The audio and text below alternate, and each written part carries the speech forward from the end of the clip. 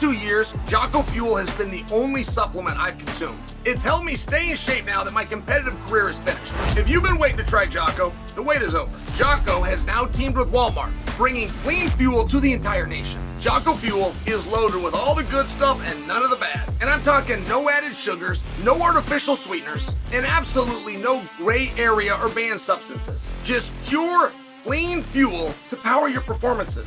Jocko Fuel is now available in Walmart nationwide. Products available at your local Walmart are Jocko Malt, ready to drink, Jocko Malt Powder, and Jocko Pre-Workout. How convenient. Guys, the time is now. Consider trying some of my favorites like Jocko Go and Jocko Hydrate. You can even do it online. Use code Chael30 at JockoFuel.com or just stop by your local Walmart and get your hands on some Jocko ASAP. Don't wait, might not last. Fuel up with Jocko Fuel and crush your goals. Now there's no excuse for not having clean fuel. Guys, I want you to go get Jocko Fuel today at Walmart. My official prediction, Asakura versus Pantoja. I gotta go with the champ. It's a very hard thing. No matter how great or special you are, to go into an environment on the first day. Have you guys ever had to be the new kid in class? New kid at school? What about a school that you went to and it's the same kids, but it's the first day of third grade? You know how hard that is to come back after summer break? And you don't see it in all sports, by the way. I mean, I could tell you endlessly very good high school players that went into college and on day one played awesome. I could tell you a number of college players who their first down in the NFL, they belonged. But I can't tell you very many fighters. I can't tell you very many fighters making their debut. Now, in the history of the UFC, BJ Penn's debut was great. Cain Velasquez's debut was great. Justin Gaethje was the greatest of anybody who's ever made a debut. Randy Couture had to do it when it was tournament format. He looked great, but he also looked great twice in one evening. How far did I have to go back to find that? Was that 1997 that Randy did that? It's a troubling thing, and I don't want it to be true. I went through it myself. I don't want it to be true. I want to tell you, fighting's fighting. It's the same. And in one regard, the rules are the same. In one regard, the audience will largely watch this product and watch you somewhere else. Your coaches and the way they prepare you, the commission in the back, the way they will wrap their hands, but there's still something different.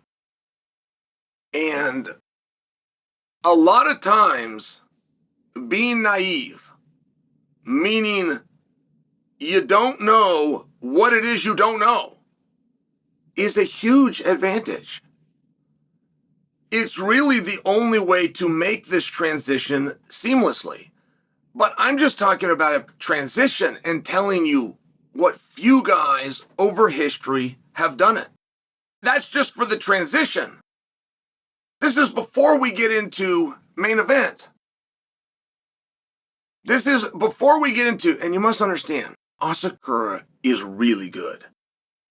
The proof that Asakura belongs in this spot, cutting the line, nobody that didn't have a ranking since we started doing rankings in 2012 has been able to fight a champion. It wouldn't matter if Asakura had 5 UFC fights. If he did not have a ranking since 2012, we've never allowed a guy to fight for a title. And there seems to be this weird exception made. You go, well, yeah, he doesn't have a ranking, but that's because he's not over here. Maybe. I don't overly care what the reason is. The statement that I'm making, that a person who is not ranked can skip all the ranked guys and fight the champion, is nonetheless true. And I'm sharing with you, Asakura is very good, and my proof that he's very good is not his record or what he's done somewhere else. My proof is not a single 125-pounder. All the ranked guys that have got on the airplane, checked into the hotels, done the dance, done the cameos, done the media, got in there, proved their worth in that actual octagon. Not one of them has argued that Asakura should not get this opportunity. And when you are Asakura, it's different.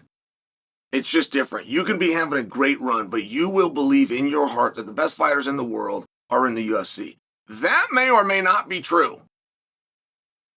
There is evidence on both sides of that over history where guys have been loaned out for a day or other guys were brought in on a debut.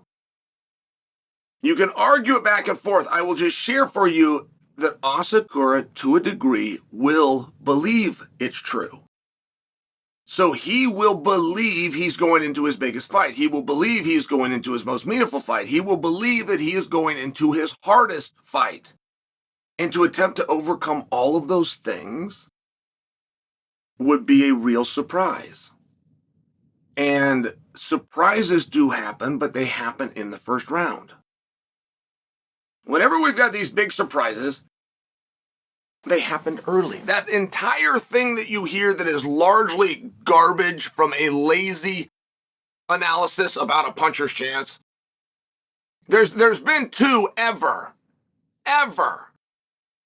Buster Douglas and the guy that stopped Michael Moore, whose name you probably can't even produce. George Foreman, by the way. There's only been two lucky punches. Everybody else that got beaten up.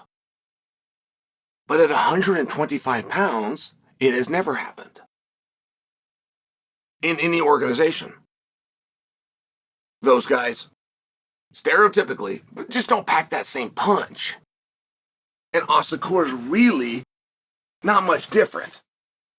It's a volume fighter. So when you start to take away that puncher's chance, which every lazy bum has to throw out there as a way of hedging his bet because he doesn't have the balls to tell his audience who's going to win, it's a lot. It's a lot. I've seen guys debut, very good guys.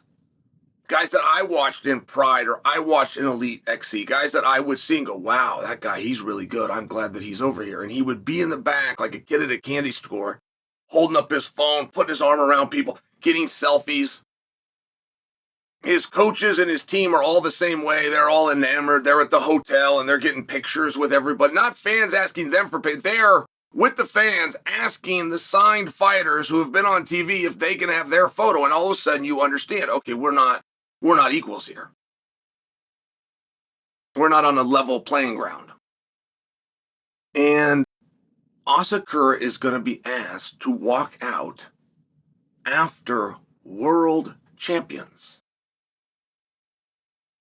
Chris Weidman, who's going in the Hall of Fame. Aljo Sterling, who I'm not convinced isn't going to have another world title by the end of 2025. I'm not convinced of that.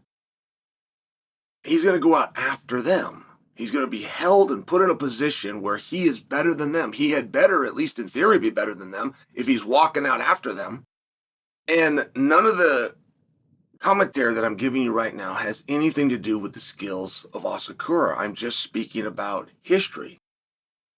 And in history, when we do see these big upset, it comes from a punch. And never at 125 pounds have we seen that one big punch. So now you've got pressure. People love to discuss pressure, but they never tell the audience why it matters. And they don't tell the audience why it matters because they don't know themselves. The reason pressure matters is it creates a fatigue. When you're fighting for championships at 125, where they don't get finished very often, which means you've got more chance of going 25 minutes than not, it's the hardest thing the human body can do. It is harder than a marathon. It is harder than a sprint. It is harder than a wrestling match. And to believe that somebody could hold up against a pace of Pantoja, knowing those lights are bright, it's too much for me to accept.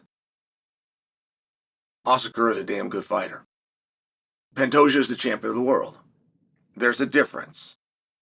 And when Monday morning rolls around and we're recapping this, Pantoja will still be the champion of the world.